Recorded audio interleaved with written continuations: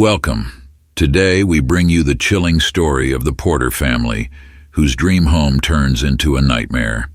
Shortly after moving in, their daughter Sophie starts seeing a shadowy figure that lurks in the dark, and strange, terrifying events soon take over their lives. As the family uncovers the sinister history of the house, they realize they are facing something far more dangerous than they could have imagined. What dark secret haunts their home? Will they be able to protect their daughter before it's too late? Watch to find out. Comment below with your thoughts and subscribe for more gripping stories you won't want to miss. The sky was a bright, cloudless blue as the Porter family pulled into their new driveway.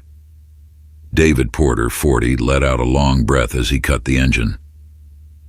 The house before him was quaint and charming, with a well-kept lawn, a freshly painted white picket fence, and flower boxes beneath the windows. It was a stark contrast to the bustling city life they had left behind. "Well, here we are," David said, glancing over at his wife, Lisa, who sat in the passenger seat, her hands nervously gripping her phone. Lisa gave a small, hopeful smile. "It's beautiful. I think this will be good for us for Sophie." From the back seat, Sophie, their 8-year-old daughter, perked up. "Can I go see my room?" she asked, her excitement barely contained. David chuckled. "Let's get inside first, kiddo." The move to Evergreen Street in the small town of Brookfield had been a carefully considered decision. David had been offered a remote position as a software engineer, and Lisa was taking a break from teaching to focus on Sophie. After years of city living where every day felt like a race, they craved peace and a safer environment for their daughter to grow up in. "Ready for the next chapter?" David asked Lisa as they got out of the car. "Ready," Lisa replied, though a trace of uncertainty lingered in her voice. Together they walked toward the front door of their new home, eager to begin this new life, unaware of the shadows lurking just beneath the surface of this seemingly perfect neighborhood. Boxes were scattered throughout the living room when the doorbell rang. Lisa wiped her brow and opened the door to find a friendly, older man with a graying beard and a warm smile. "Hello there," he greeted. "I'm Mr. Grayson, your landlord. Thought I'd come by to see how you're settling in." "Nice to meet you, Mr. Grayson. I'm Lisa, and this is my husband, David." She waved David over, who was busy unpacking in the kitchen. "Well, welcome to Brookfield," Mr. Grayson said, shaking David's hand. "It's a quiet, peaceful neighborhood. Good place for families." "That's what we're hoping," David said, smiling. "We've been needing a slower pace of life." As they chatted, Mr. Grayson's expression shifted slightly. "I should mention the previous tenant, Mr. Shaw, passed away in the house a few months back. Nothing to be concerned about. He was elderly, natural causes." David and Lisa exchanged a glance, an unspoken agreement to brush off any discomfort. Mr. Grayson continued, "It's an old house. You'll hear some creaks and groans, but nothing unusual. Just part of its charm." Sophie, overhearing the conversation, tugged on Lisa's sleeve.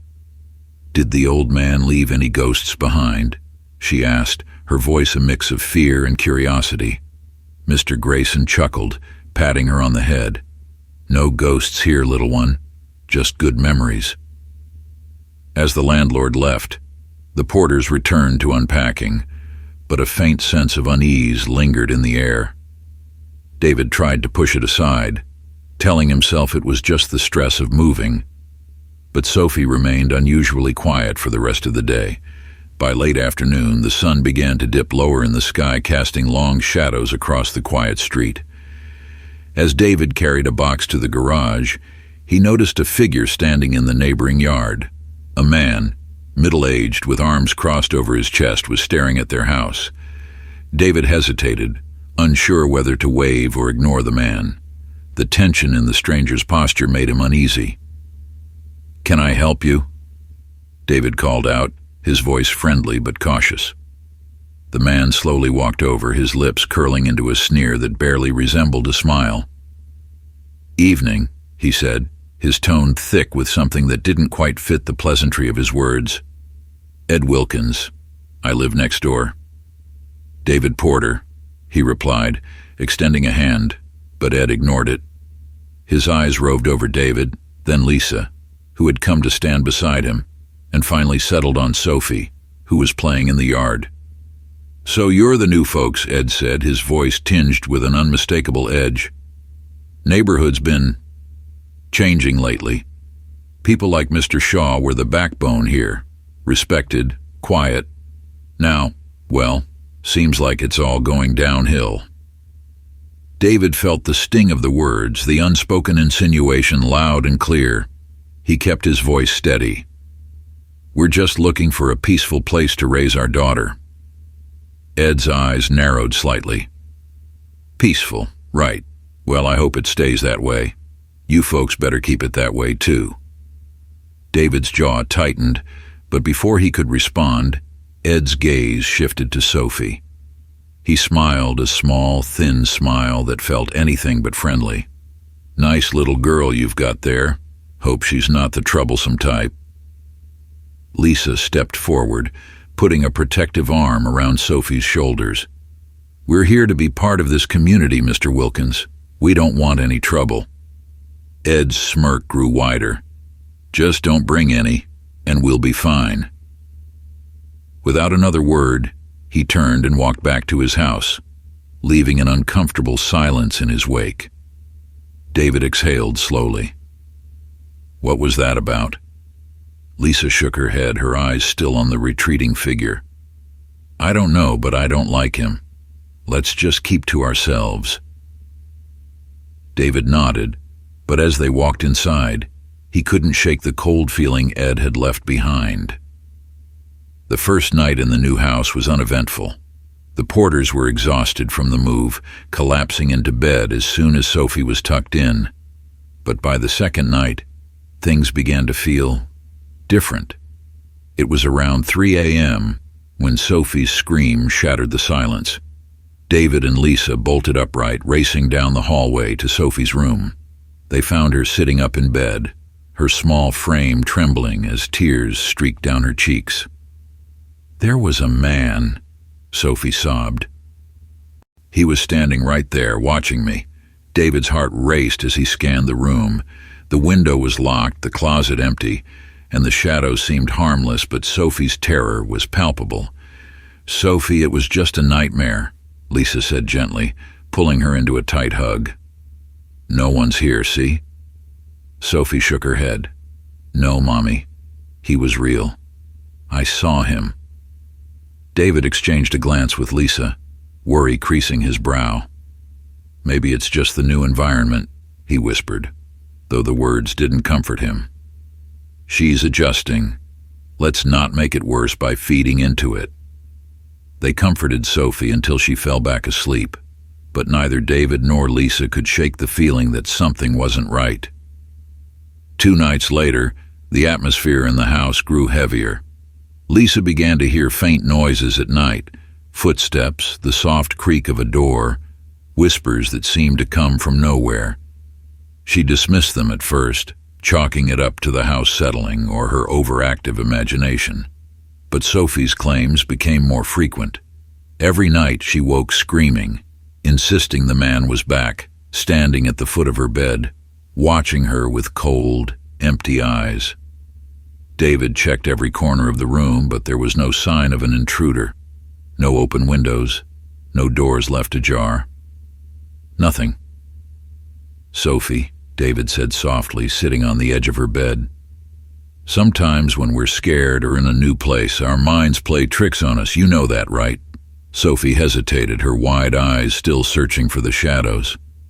Maybe, she whispered, but he looked so real. Lisa watched from the doorway, her heart aching for her daughter. She wasn't sure what to believe anymore. Sophie's fear was genuine, but there was no evidence of anyone else in the house.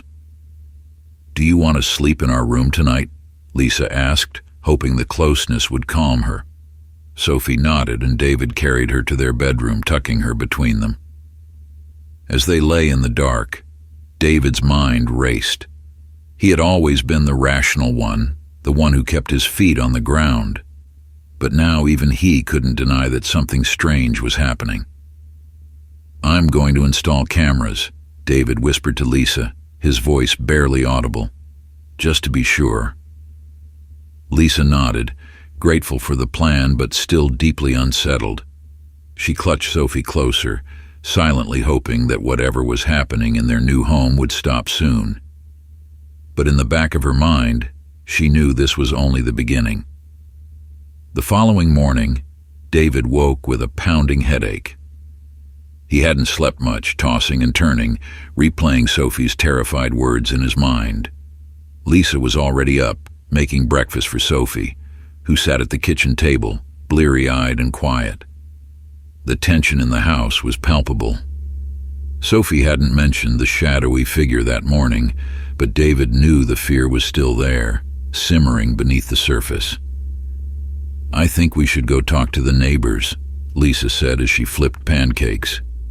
"See if anyone else has experienced anything strange around here." David grimaced, recalling the unsettling interaction with Ed Wilkins. "I doubt the neighbors will be much help. Ed clearly doesn't like us, and the rest of them, well, they've been pretty distant." Lisa frowned, setting a plate of pancakes in front of Sophie, who barely touched them. "We can't just do nothing. What if this is real? What if someone really is getting into the house?" David rubbed his temples, torn between his desire to protect his family and the rational side of his brain that told him this was all just in their heads. "I'm installing the cameras today. We'll see if they pick up anything. But we have to be careful, Lisa. We don't want to stir up trouble with the neighbors if it's just Sophie's imagination." Lisa's mouth pressed into a thin line, but she didn't argue. They had faced enough hostility from Ed already. If they started accusing the neighborhood of being unsafe, it could make things worse. Later that day, David installed small, discreet security cameras in key areas of the house: Sophie's room, the living room, and the front door. As he worked, he kept glancing toward Ed's house. The curtains were drawn, but David could feel the eyes on him, watching. That night, as they settled in, the tension remained thick. Sophie refused to sleep in her room, and after another restless night of hearing strange noises in the house, Lisa couldn't blame her. Days passed, and Sophie's fear seemed to deepen. She refused to go into her room unless someone was with her, and even during the day she would stay close to Lisa, her small hands gripping tightly to her mother's arm. "She's not eating. She's barely sleeping," Lisa confided to David one night after Sophie had finally fallen asleep between them. "I don't know how much more of this she can take." David sat at the edge of the bed, his head in his hands. "I know. It's like she's not the same kid anymore. This fear, it's consuming her." Lisa sighed, her eyes filled with worry. "She says the man is coming more often. It's not just at night anymore. She says she's seen him during the day too." David's stomach tightened. He didn't want to admit it, but part of him was starting to believe Sophie. The cameras had picked up strange movements, shadows in her room, but nothing concrete. No man, no clear intruder. Still, Sophie's consistent descriptions of the man, tall, wearing old-fashioned clothes, with hollow eyes, unnerved him. How could she make something like that up night after night? "We should consider talking to someone," Lisa said quietly. "A therapist, maybe. Someone who can help Sophie process whatever this is." David hesitated. What if this isn't just in her head? What if someone really is coming into the house? Lisa looked at him, her expression torn between fear and skepticism. "How, David? How would someone get in without tripping the alarm, without leaving any sign?" "I don't know," David admitted, his voice filled with frustration. "But something is happening, and we need to figure it out." The next morning, While tidying up Sophie's room, Lisa found something that made her heart stop. A small, worn-out toy soldier. It was old, clearly from another era, and certainly not something that belonged to Sophie. Lisa stared at it, a chill running down her spine. She hadn't seen this toy before, and she was sure it hadn't been in Sophie's things when they moved. "Sophie," Lisa called out, her voice tight. "Where did you get this?" Sophie looked up from her coloring book in the living room, her face pale. "The man left it for me," she said softly. "He put it by my bed last night." Lisa's heart raced. "What do you mean, sweetie? Did you see him? Did he give it to you?" Sophie shook her head, her eyes wide with fear. "No, Mommy, I didn't see him. But when I woke up, it was just there." Lisa's hands trembled as she held the toy. This was real. Someone had to have placed this here. But how and why? When David came home that evening, Lisa showed him the toy. "This isn't ours," she said, her voice low and urgent. "Sophie says the man left it." David's face paled as he examined the toy. "This looks old, like it's from another time." "I don't care where it's from," Lisa snapped, her fear turning into frustration. "I want to know how it got here." David didn't have an answer. He stared at the toy soldier in his hand, a sinking feeling in his gut. Whatever was happening in their house was more than just a child's nightmare. Something or someone was leaving these signs behind.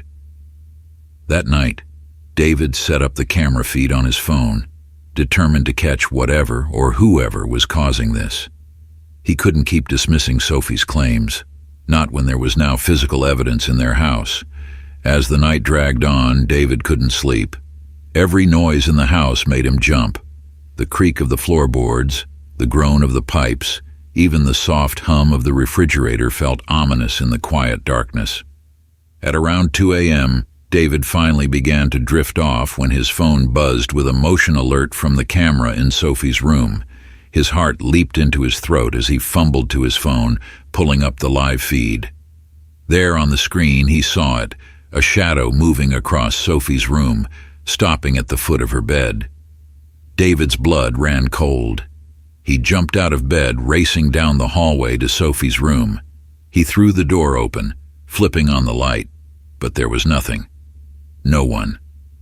Sophie was sound asleep, her small body curled up under the blankets. David's breath came in short, ragged bursts as he scanned the room. The window was locked, the closet empty. There was no sign of an intruder. But he had seen it. The camera had captured it. David knelt beside Sophie's bed, his hands shaking. He couldn't keep denying it. Something was happening in their house. Something beyond rational explanation. He checked the camera footage again, but the shadow was gone. It had been real, but it had disappeared as soon as he entered the room. For the first time, David felt truly afraid. David showed the footage to Lisa the next morning. She stared at the screen, her face pale, her hands gripping the edge of the table. What is that?" she whispered, her voice shaky. "I don't know," David said, running a hand through his hair. "But it's real, Lisa. Sophie wasn't imagining it." Lisa's eyes filled with tears. "What do we do? Do we call the police? What do we tell them? That there's a shadow man in our daughter's room?" David shook his head. "No, we can't call the police, not yet. We don't have enough proof and they'll think we're crazy." "So we just do nothing," Lisa snapped, her voice rising in frustration. "We just let this keep happening?" "I don't know what else to do," David shot back. "I installed the cameras and this is what we have. A shadow. How do we explain that?" Lisa stood up from the table, pacing the kitchen, her hands trembling. "This isn't just about Sophie anymore, David. This is about us. Our safety. Something is in our house, and we can't just ignore it." David knew she was right, but the thought of going to the police, or anyone, felt like a step too far. How could they explain what was happening without sounding delusional? "We need more evidence," David finally said. "I'll set up more cameras. Watch the footage closely. If something else happens, then we'll go to the police." Lisa looked at him, her eyes filled with desperation. "How much more are we going to let happen?" The next few nights were a blur of anxiety and fear. David checked the camera feed obsessively, watching every shadow, every flicker of movement, but nothing concrete appeared again. The tension in the house grew with each passing day, and Sophie's fear only deepened. Then, on the 5th night after the toy soldier appeared, everything changed. It was just after midnight when David heard a noise coming from Sophie's room, a faint, low creak like someone stepping on the floorboards. His heart raced as he grabbed his phone, pulling up the live feed from Sophie's room. At first, he saw nothing. The room was quiet, Sophie fast asleep in her bed. Then, out of the corner of the screen, a figure appeared, dark, tall, and unmistakably human. The shadowy man stood at the foot of Sophie's bed, just as she had described. David's blood turned to ice. He didn't hesitate this time. He bolted out of bed, racing down the hallway, his heart pounding in his ears. He burst into Sophie's room, flipping on the light. The figure was gone. Sophie sat up in bed, her eyes wide with fear. "Daddy, he was here! He was right there!" David scanned the room, his heart racing. There was no one there. The window was still locked, the door closed. It was impossible. But David had seen it. Sophie had seen it. And now, there was no denying the truth. The next morning, David and Lisa sat at the kitchen table, the weight of the previous night's events hanging over them like a dark cloud. "We can't stay here," Lisa said quietly, her voice barely above a whisper.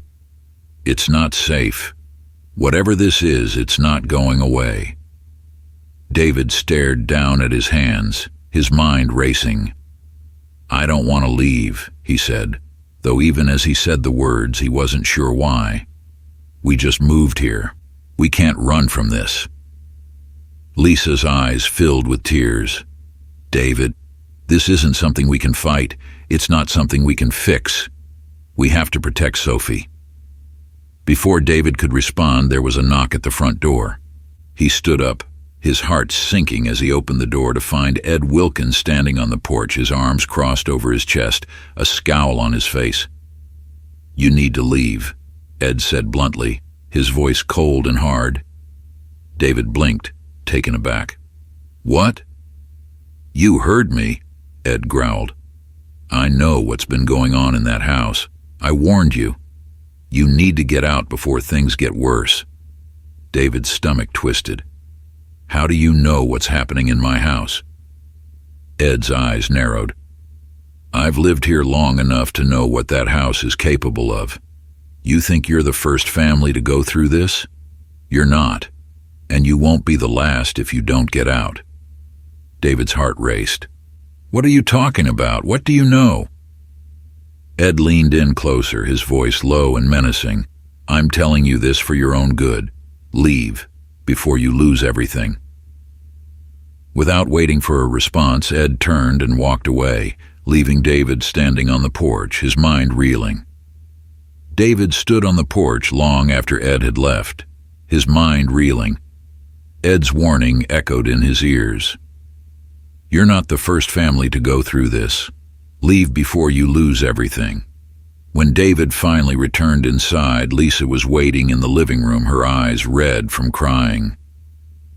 "What did he say?" she asked quietly. David sat down next to her, feeling the weight of everything they had been through pressing down on his chest. "He knows what's going on," he said, voice tight. "He told me. We're not the first family to experience this. Apparently this house has a history." Lisa's face paled. "What do you mean? What kind of history?" "I don't know," David replied, shaking his head, "but we need to find out." The next day, David and Lisa began researching the house's past. They went to the Brookfield Public Library, poring over old newspapers and property records. What they uncovered sent chills down their spines. Several families had lived in the house before them, but their stays were brief and filled with turmoil.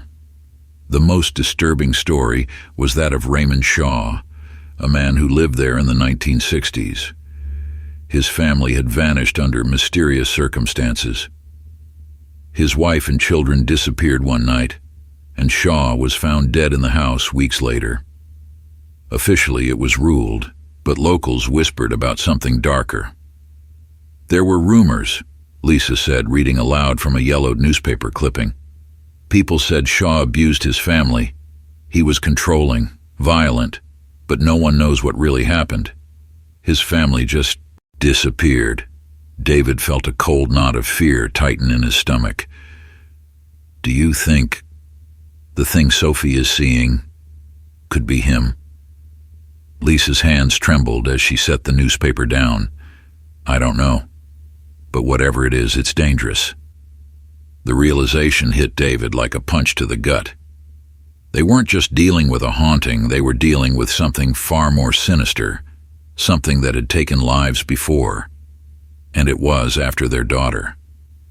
As they dug deeper into the house's past, David and Lisa discovered that Raymond Shaw wasn't the only one tied to the house's dark history.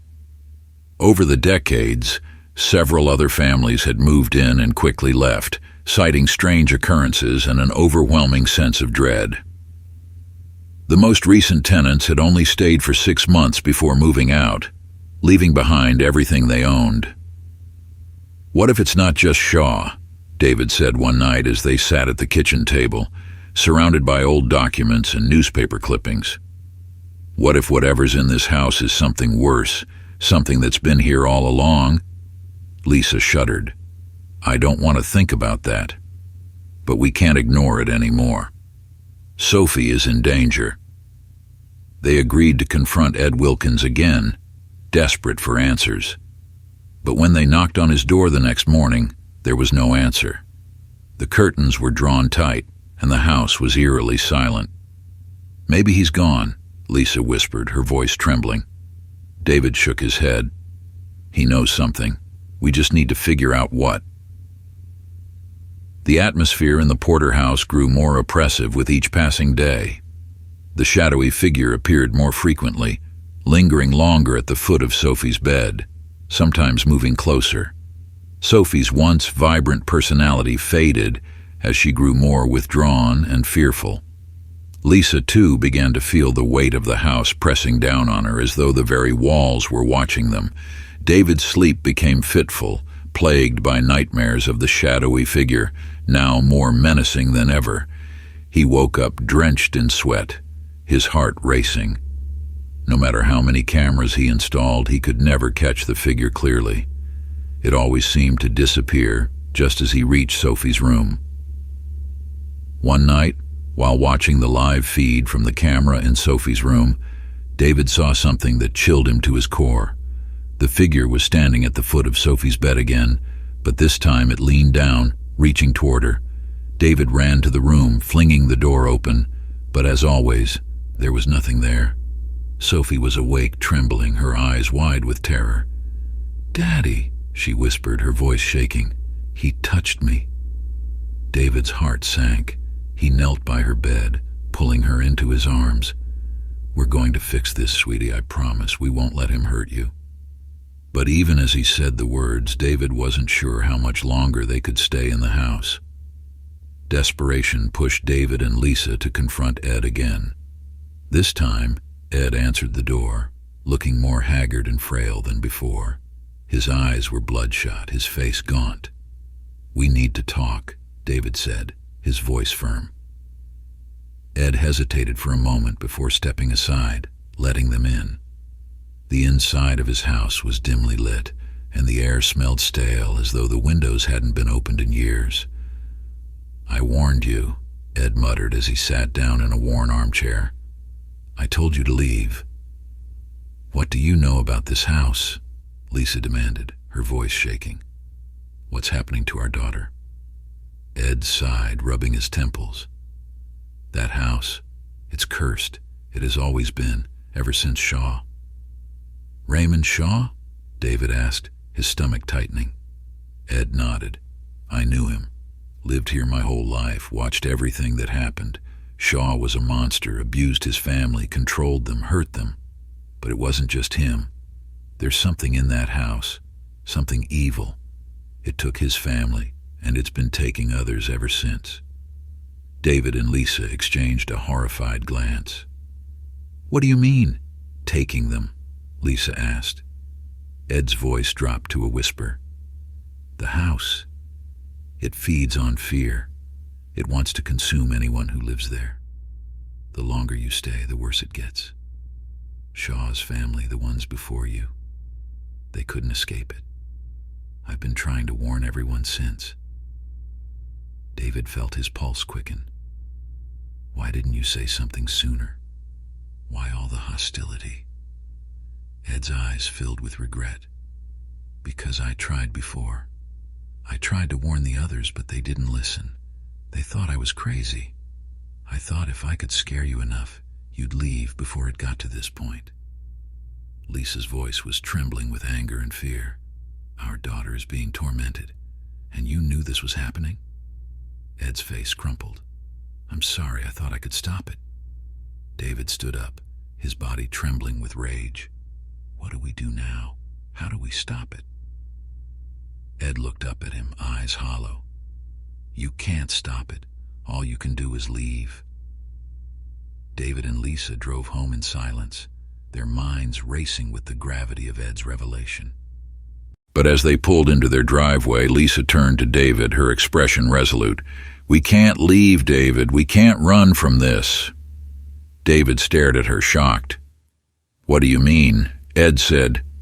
I know what Ed said. Lisa interrupted. But if we leave, this thing will just move on to the next family, or it might follow us. We need to face it. Fight it. David was about to argue when the front door to their house slammed shut, though no one had been inside. Both of them froze, fear curling around their hearts. The house was watching them. They entered cautiously, and David checked the cameras on his phone, but nothing appeared out of the ordinary. Sophie was in the living room, drawing quietly, her back to the door. Sophie, Lisa called gently. Sophie turned, her face pale. Mommy, he's here. David's phone buzzed in his hand, a motion alert from the camera in Sophie's room. His stomach clenched as he opened the feed. The shadowy figure was there again, standing in the hallway just outside the living room, watching them. Lisa gasped.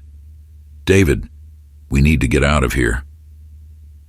But before they could move, the lights flickered, and the temperature in the room dropped dramatically. Sophie whimpered, clutching her stuffed bunny to her chest. The figure moved closer, its form becoming more distinct, a tall, dark figure with hollow eyes and a twisted smile.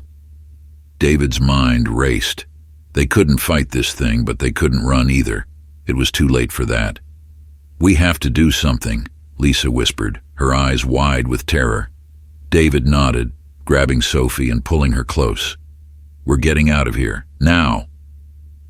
But as they moved toward the front door, the figure blocked their path, its cold, oppressive presence pressing down on them like a weight.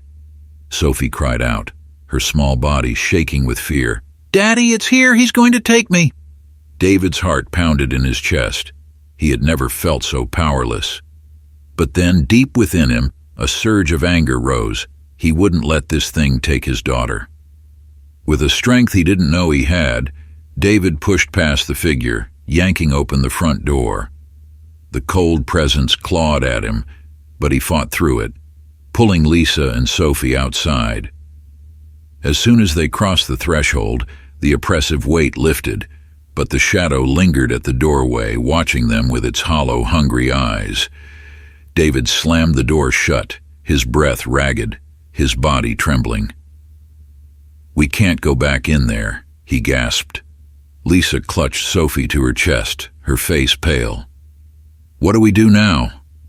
The family stayed with friends that night, too terrified to return to the house. David barely slept, his mind racing with everything that had happened. How had things gotten this far? How had they missed the warning signs? In the morning, David and Lisa sat at a coffee shop, sipping their drinks in silence. The sunlight streaming through the windows felt almost mocking, a stark contrast to the darkness that had consumed their lives. "We need help," Lisa finally said, her voice quiet but firm. "We can't fight this on our own." David nodded, his heart heavy. "But who do we even go to? Who could help us with something like this?" Lisa looked at him in the eye, her expression resolute. "A paranormal investigator." David blinked, taken aback. "You're serious?" Lisa's jaw tightened. "We don't have any other options. This isn't just a bad dream or something we can explain away. This is real, David, and we need to fight it." David exhaled slowly, running his hand through his hair. "Okay, let's find someone." David spent the next few hours frantically searching online, looking for anyone with expertise in the paranormal. Lisa stayed by his side, occasionally checking on Sophie, who was in the next room watching cartoons, seemingly unfazed by the previous night's terror. But they both knew that Sophie's calm was fragile, and the slightest thing could bring her fear rushing back. "Here," David said, his finger hovering over a website. "Jillian Marks. She's a paranormal investigator who specializes in malevolent hauntings. She's written a few books, even been on TV a couple of times." Lisa leaned in to read the page. "Do you think she'll help us?"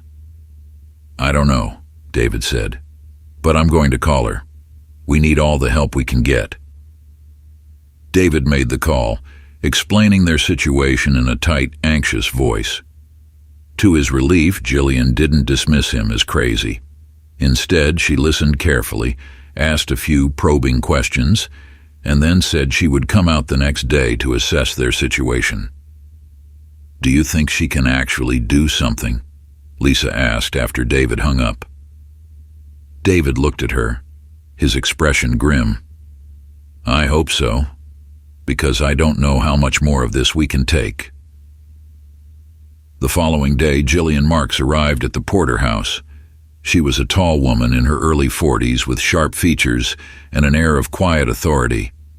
Her long black hair was tied to a braid, and she carried a small black bag of equipment. "David, Lisa," she greeted them with a firm handshake. "Let's get right to it. Tell me everything you've experienced." Over coffee, David and Lisa recounted every unsettling detail: the shadowy figure in Sophie's room, the strange noises, the toy soldier, and Ed Wilkins' ominous warnings. Jillian took careful notes, nodding occasionally but remaining composed. "This is serious," Jillian said when they finished.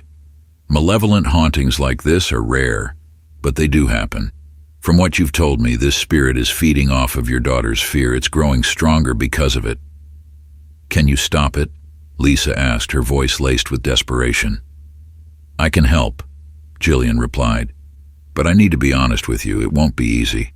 Spirits like this don't go quietly. They're attached to the place and to the people in it, but we can weaken it. We can make it leave." Jillian spent the rest of the day setting up equipment around the house: electromagnetic field meters, motion sensors, and cameras far more advanced than the ones David had installed. She also brought out items David and Lisa didn't expect: herbs, candles, and what appeared to be a small bell. "What's all that for?" David asked, watching her set up a circle of candles in the living room. "It's for the cleansing ritual," Jillian explained. "These items will help ward off the spirit and weaken its hold on the house." The Porters felt a small sense of hope return as Jillian worked. For the first time in weeks, the oppressive feeling in the house seemed to lift, if only slightly. Sophie even seemed calmer, playing quietly in the backyard, under Lisa's watchful eye. But David knew better than to believe the nightmare was over. The shadow had shown itself to be persistent, and he doubted it would let go so easily. That evening, As Jillian prepared for the ritual, there was an unexpected knock at the door. David opened it to find Ed Wilkins standing on the porch, looking even more gaunt and worn than before. His face was pale, and his eyes were bloodshot, as if he hadn't slept in days. "I heard you called someone in," Ed said, his voice rasping. "Good. You're going to need all the help you can get." "Why are you here, Ed?" David asked, his tone tense. After all the hostility Ed had shown, David didn't trust him. "I came to help," Ed said, stepping forward, his shoulders slumped. "I can't undo what I did, but I've been fighting this thing for years. I know how to weaken it." David hesitated, then opened the door wider. He didn't want to trust Ed, but if he had valuable knowledge about the spirit, they needed him. Ed entered the house, and his eyes immediately landed on Jillian. "You're the expert, huh?" he said, his voice laced with bitterness. Jillian raised an eyebrow but didn't respond. She continued lighting candles and preparing the room for the ritual. "What do you know about this spirit?" David asked Ed. "How can we stop it?" Ed sighed and sat down heavily on the couch. "You can't stop it completely. It's been here longer than any of us. It feeds on fear, and it grows stronger the more it gets. But there's one way to weaken it. You have to make a sacrifice." "A sacrifice?" Lisa asked, her face pale. "What do you mean?" Ed looked at her, his expression grim. "Someone has to confront it directly. Someone has to be willing to give themselves up on it. That's the only way to draw it out fully. Only then can it be banished." David and Lisa exchanged a horrified glance. "We can't do that," David said firmly. "We're not going to sacrifice anyone." Ed shook his head. "It doesn't have to be one of you. I'll do it. I've been living in the shadow of this thing for years. It's my fault for not stopping it sooner. If I can give you a chance to save your daughter, I'll do it." David was taken aback by Ed's offer. He had spent weeks despising the man for his hostility, but now, seeing the weariness in his eyes, David understood. Ed had been fighting this battle alone for far too long. "Are you sure?" David asked quietly. Ed nodded, his jaw set. "It's the only way."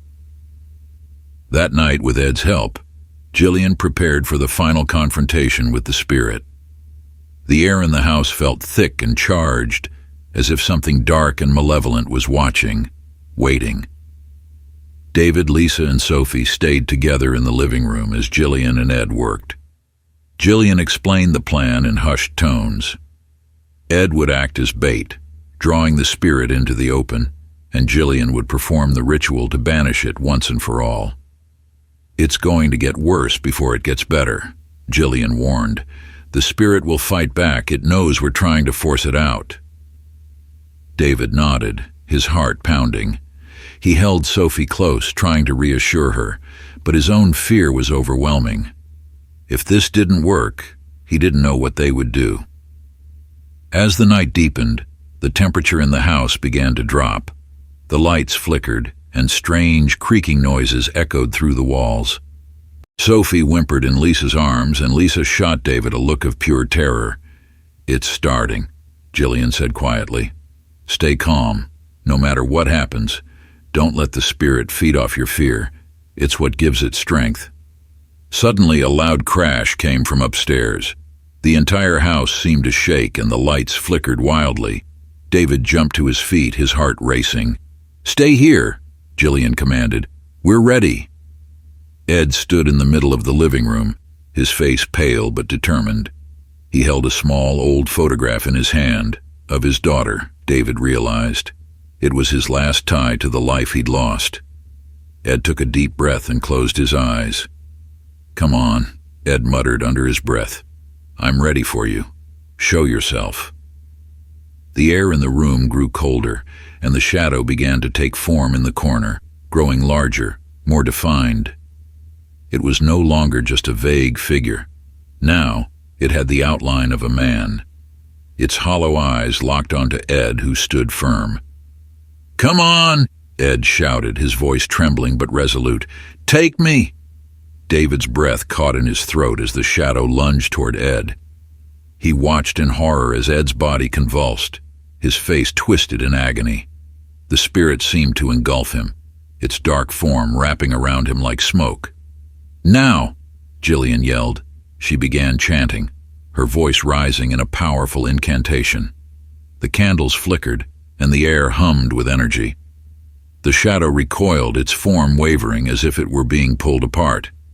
Ed collapsed to the ground, his body limp.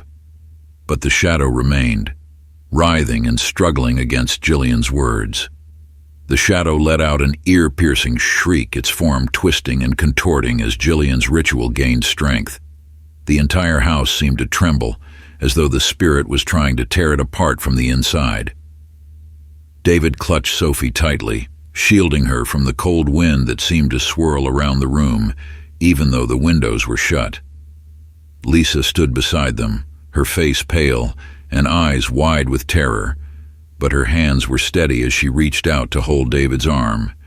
Jillian's chanting grew louder, more forceful, and the candles around the room flared brightly, casting the shadow in sharp relief. The spirit seemed to shrink, its edges flickering like smoke in a strong wind. But it wasn't done yet. With a final desperate surge, the shadow lunged toward David and Sophie. For a brief, terrifying moment, David felt the icy grip of its presence, cold fingers brushing against his skin. "Stay strong," Jillian shouted. "Don't let it get to you." David gritted his teeth, holding Sophie tighter. "I won't let you have her," he yelled, his voice hoarse with fear and rage. The spirit reared back, writhing as if in pain, and then with a final shudder it disintegrated into thin air. The candles flickered out and the room fell into an eerie silence. Jillian collapsed onto the floor, exhausted but triumphant. "It's done," she whispered, her voice shaky. "It's over." David exhaled, his body trembling with relief. He looked down at Sophie, who was still clinging to him, her face buried in his chest. "It's over," he whispered, stroking her hair. "We're safe now." The house was quiet, unnervingly so. After the battle with the spirit, the oppressive atmosphere that had plagued the Porter family for weeks seemed to have lifted. The air felt lighter, the walls less menacing. Jillian helped Ed to his feet. He was pale and shaky, but alive. "Thank you," Ed muttered, his voice weak. "To save them, for giving me a chance to make things right." Jillian nodded, her face softened with sympathy. "It's not over for you, Ed. You still have your life. But what you did tonight, that was brave." David walked over to Ed, offering his hand. "Thank you," he said quietly. "We couldn't have done this without you." Ed looked at him, his eyes filled with a mixture of regret and relief. "I should have done more sooner," he said. "I let my own fear keep me from helping others. But maybe now it's over for good." David nodded. "Maybe." As Jillian gathered her equipment and prepared to leave, she turned to David and Lisa. "The spirit is gone, but the house will always carry a trace of its energy. Be careful, and don't let fear take hold again. It's what brought the spirit here in the first place." David and Lisa nodded, feeling the weight of her words. They had won this battle, but they knew there was still healing to be done, for their family, for Sophie, and for the house itself. The days following the ritual felt surreal. The Porter house was eerily quiet, but the oppressive weight that had once filled every room was gone. The house felt like a blank slate, empty but, for the first time, free from the darkness that had loomed over them. Still, the memories lingered, and the family was left to process the emotional aftermath. Sophie, who had been at the center of it all, was slow to recover. She had stopped speaking about the man she had seen, but her eyes still held the shadows of fear. She refused to sleep in her own room, and whenever David or Lisa moved out of sight, she clung to them, anxious that something might happen while they were apart. One evening, Lisa sat on Sophie's bed, stroking her daughter's hair. "Do you want to talk about what happened, sweetie?" she asked softly. Sophie looked up at her mother with wide, solemn eyes. "Is the man gone?" she asked, her voice trembling. Lisa nodded. "Yes, baby, he's gone. Jillian and Daddy made sure of that." Sophie seemed to think about this for a moment. "But what if he comes back?" Lisa's heart broke a little at the question. "He won't," she promised, though a part of her knew that Sophie's healing would take time. "We won't let anything like that happen again." David, too, was wrestling with the emotional weight of their ordeal. Late one night, unable to sleep, he found himself sitting in the living room watching the flicker of shadows on the walls. Even though he knew the spirit was gone, his body was still on edge, as though expecting something to jump out from the darkness. Lisa joined him after a while, curling up next to him on the couch. "You're thinking about it, aren't you?" she asked quietly. David nodded, running a hand through his hair. "I keep going over it in my head. How close we came to losing her, and how I didn't listen sooner. I almost didn't believe her." Lisa put a hand on his arm, her touch gentle but firm. "You did listen, David. When it counted, you believed her. And that's what matters." David looked down at her, the guilt still gnawing at him. "But I should have trusted her from the start. I should have trusted both of you." Lisa leaned her head against his shoulder. "We were all scared. We all made mistakes, but we got through it.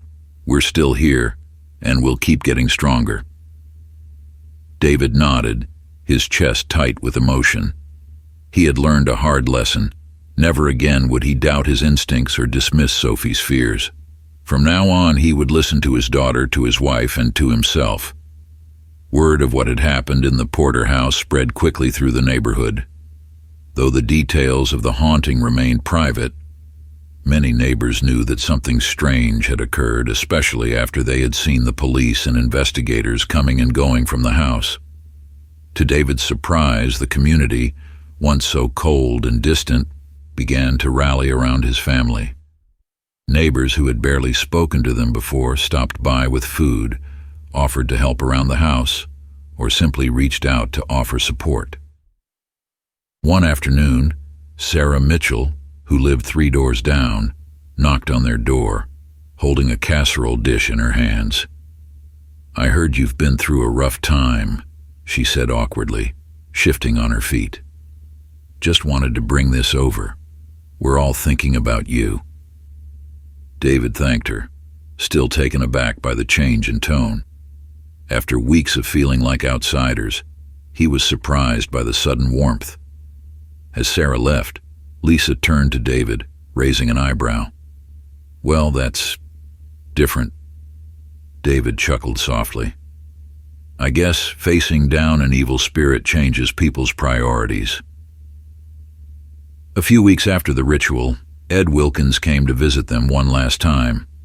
He stood at the door, looking worn but lighter than before, as though a burden had finally been lifted from his shoulders. "I just wanted to say goodbye," Ed said, his voice rough. "I'm selling the house.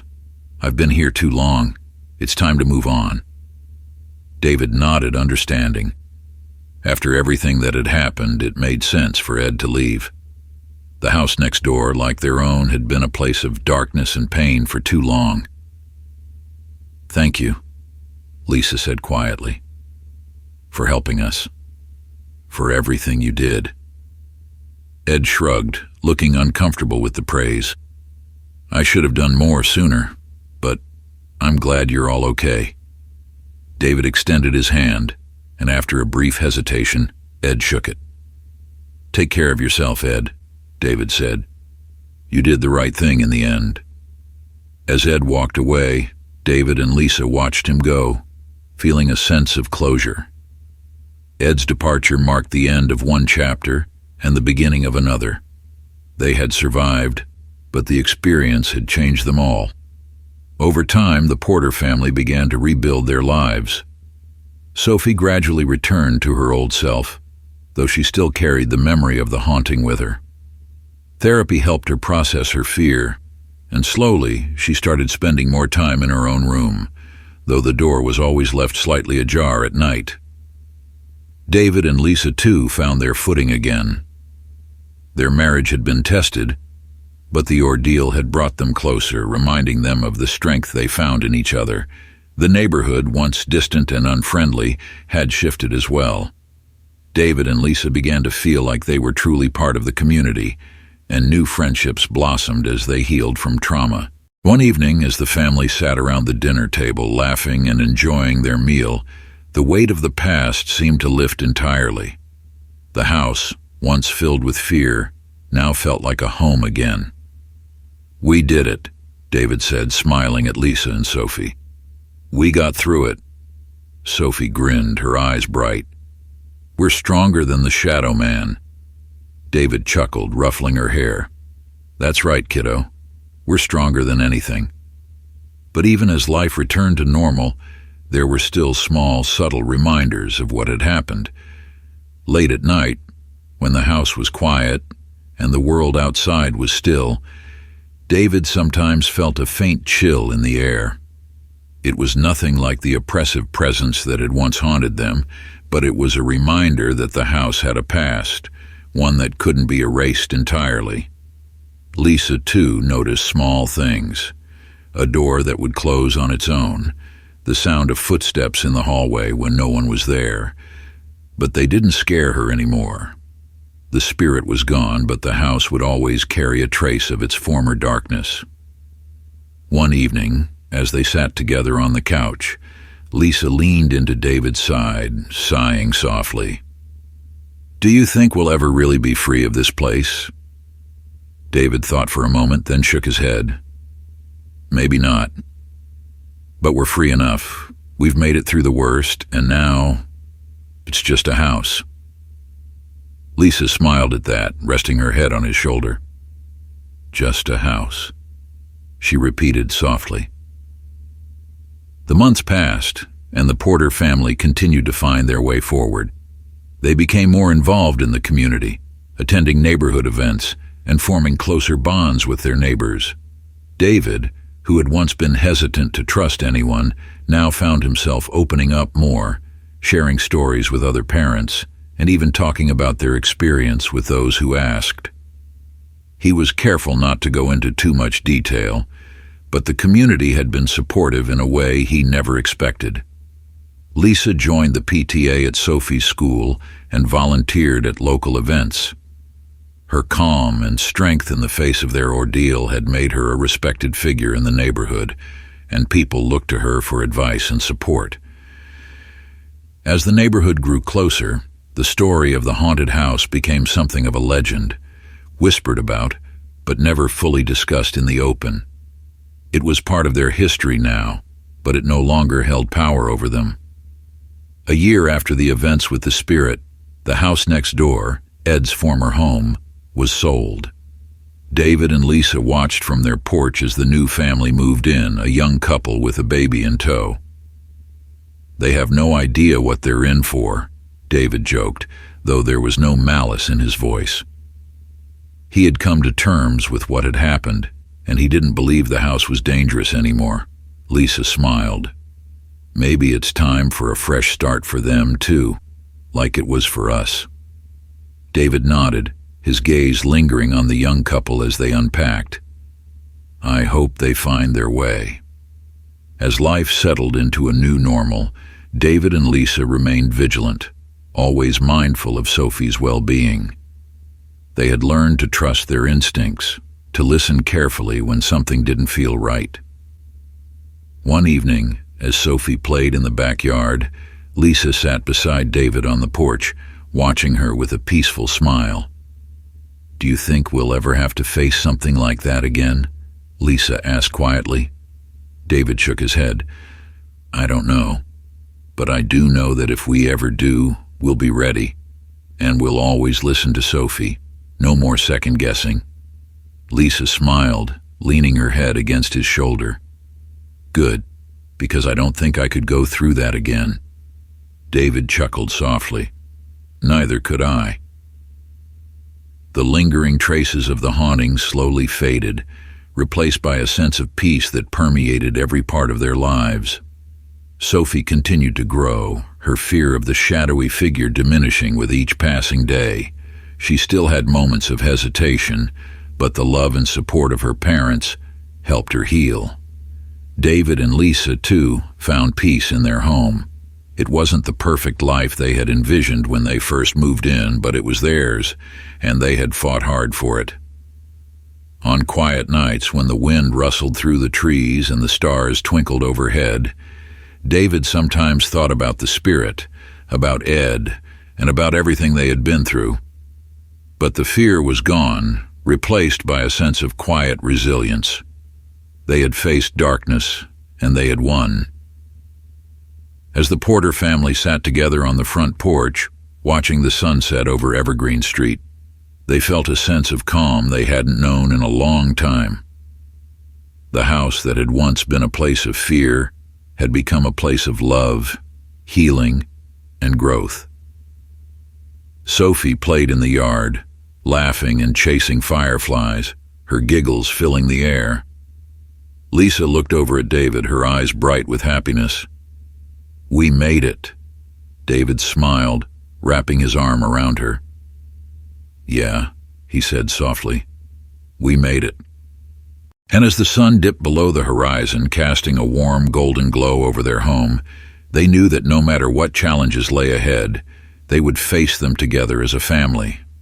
Months later, as the Porters continued to build their life in Brookfield, they remained a symbol of strength and resilience in their community. The haunting had changed them, but it hadn't broken them. In the years to come, they would look back on their time in the house as a reminder that fear could be faced, that darkness could be conquered, and that family was the strongest force of all. As they moved forward, they carried the lessons of their ordeal with them, always trusting each other, always standing together, and always moving toward the light. As the Porter family sat together, watching Sophie play in the yard, the fear and darkness of the past seemed like a distant memory. They had faced the unthinkable and emerged stronger for it. Their house was no longer a place of shadows, but a symbol of resilience, love, and healing. The journey had been long and filled with challenges, but now the future looks bright. And as the last rays of the sun dipped below the horizon, they knew they would face whatever came next, together.